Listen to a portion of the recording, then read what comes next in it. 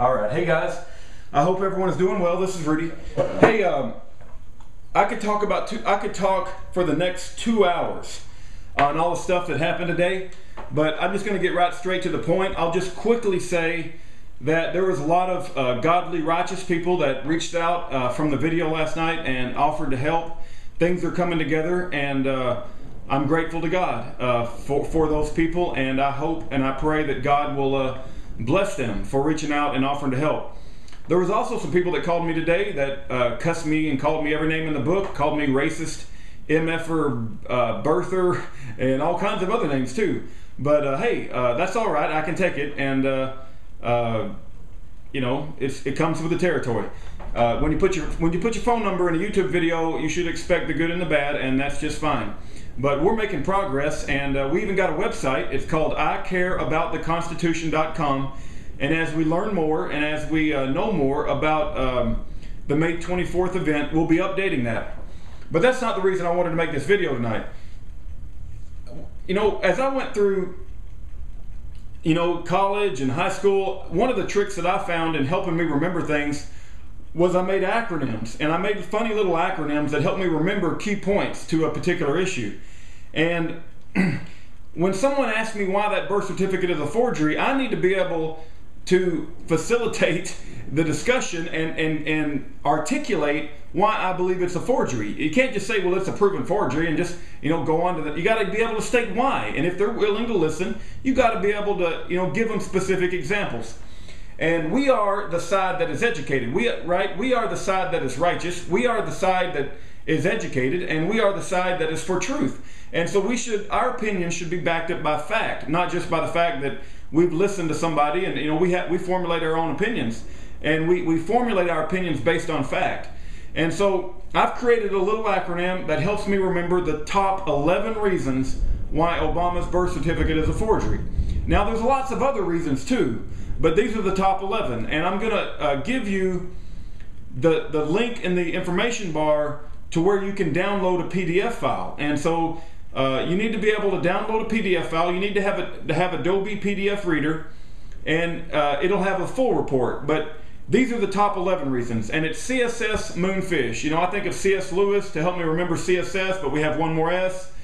The moon, you know, Obama is a Muslim, so he worships the moon god, which is what Islam is all about, and Muhammad and Allah. They were stolen from a pagan sexual ritual moon god thing. And then you have fish. Obama's kind of slippery like a fish. So CSSMOONFISH. And let me go through that acronym real quick, and I got a football here for a reason. The C in CSS is the clipping mask. And you'll read in the Sheriff Arpaio cold case posse that the clipping mask proves that there is image manipulation. And if you know, the Obama administration wants you to believe that they received a piece of paper that had the state registrar stamp and a date stamp from Hawaii. And they want you to believe that that piece of paper was scanned into a scanner and they created a PDF file from it. But it's been proven that file could have never originated from a piece of paper. That file was created in cyberspace on someone's computer. And there is no piece of paper that it could have ever been created from, and they can actually determine that beyond a shadow of a doubt. And that's what's been done with the cold case posse report.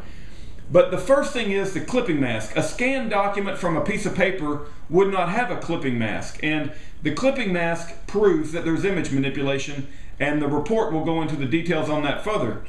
The S in CSS, the first S, is the smiley face on Alvin T. Onaka's state registrar stamp.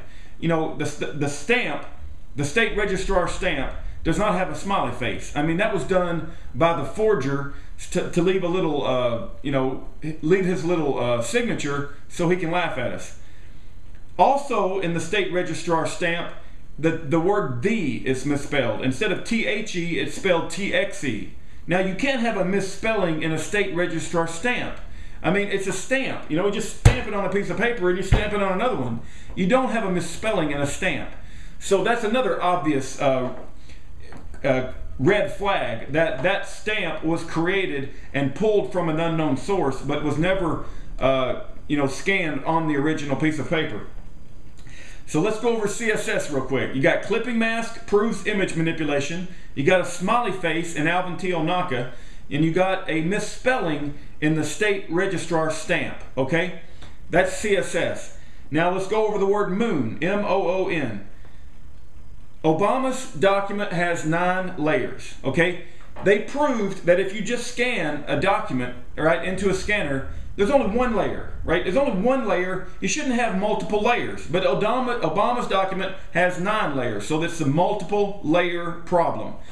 Now, okay, all of the people that try to defend Obama say that optical character recognition, OCR, and optimization are the reason why there's multiple layers. Okay, but OCR and optimization was not applied to Obama's document. Okay, I want to give you a reason why. That OCR and optimization are the 2 O's in Moon. Okay, so you have multiple layers, and then you have OCR and you have optimization. There was no OCR applied to Obama's document. OCR, in order for there to be OCR, you need to be able to search text. You can't search text on Obama's document. You can't edit text on Obama's document, and there's no font recognition. Okay, when there's text after OCR is run, there's fonts that are recognized. Obama's document doesn't have any fonts. Okay, so there's Sheriff Joe Arpaio's cold case posse report proved that there's no OCR applied to Obama's document. Then they did the optimization test. Okay, and they did the optimization test, and there was like 47 layers, and optimization optimizes random parts of the document. But Obama's document is not random. They've got specific pieces of the document that are like the state registrar stamp is like, that's not random. That's a piece that was specifically put there as part of a image manipulation process that was done by a forger. Okay, optimization will create 47 layers, and it optimizes random pieces of the document. It doesn't pick out the state registrar stamp, and it doesn't pick out the date stamp, and it doesn't pick out Madeline Dunham's, Stanley Dunham's signature. Okay, so what they did prove in the report is they proved there was no optical character recognition and there was no optimization. Okay, and those 2 things, since they proved that it was not applied, OCR or optimization, cannot account for the multiple layers. Okay, all of these people trying to defend the multiple layers, it doesn't fly, and it specifically doesn't apply because no OCR, no optimization was applied. Okay, the N in Moon, there's no chromatic aberration. It is a law of physics that when you scan a colored document and you have the image scan of that, there is chromatic aberration around the edges of the text. Obama's document does not have chromatic aberration. So the N in Moon is no chromatic aberration, and it absolutely should be there, and it's not there. Okay, so we got CSS Moon. Let me just go through it real quick. You got the clipping mask proves image manipulation. You got the smiley face in alvin onaka. You got the spelling error in the state registrar stamp. You got multiple layers that it should not have.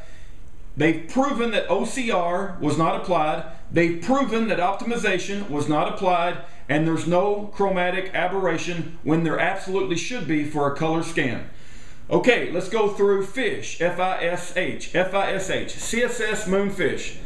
The F in fish stands for the football argument. That's why I got this.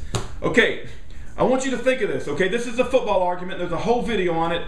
But if I hold this football behind my back and you take a picture of me, take a picture of my, my wonderful looking face here, do you think you can ever do anything to this picture of me that's going to show you that I got a football behind my back? Could you take that picture once you have it and take it to some lab somewhere and like move me out of the way and see that I got a football? No, you cannot. There is no way. There is no way that you could do that. But Obama's document has things hiding behind the original scan that proves that there's image manipulation. That's called the football argument, and there's a whole video on that. So you guys need to understand the football argument. And it basically says that when you take a picture or a scan of something, that you cannot tell what's behind it. It's impossible. But Obama's document has pixelated objects behind the original picture, and that proves that the image has been manipulated. Okay, that's called the football argument. Okay, the I in FISH stands for the image noise. When they scanned the standard test document, the image noise was consistent all throughout the document. And by that, I mean that the text, some of the text was very crisp and it was very articulate. You could read it. Some of the text was very blurry. But in a scanned document, all of the text the image noise, which is that's referred to as image noise, should be consistent throughout the whole document. Barack Obama's PDF file on White House server is not consistent. It means that some parts of the letters were pulled in from sources and other parts were pulled in from different sources. But the whole document should be consistent in the image noise. Okay, the S in FISH, FIS, is the state registrar stamp, and the date stamp are fraudulent.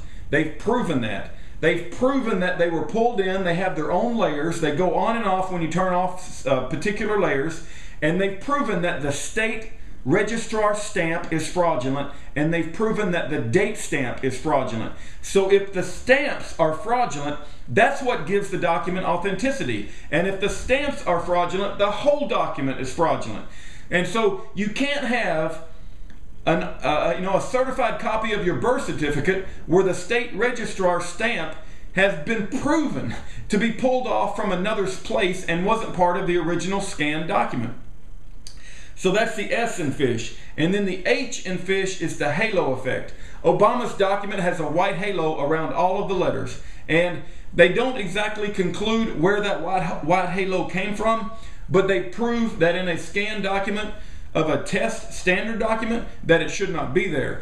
And the reason they think it's there is that it was done as a sort of image manipulation at the very end when they put in that green I forget the green paper, the text paper at the background paper, all that green background.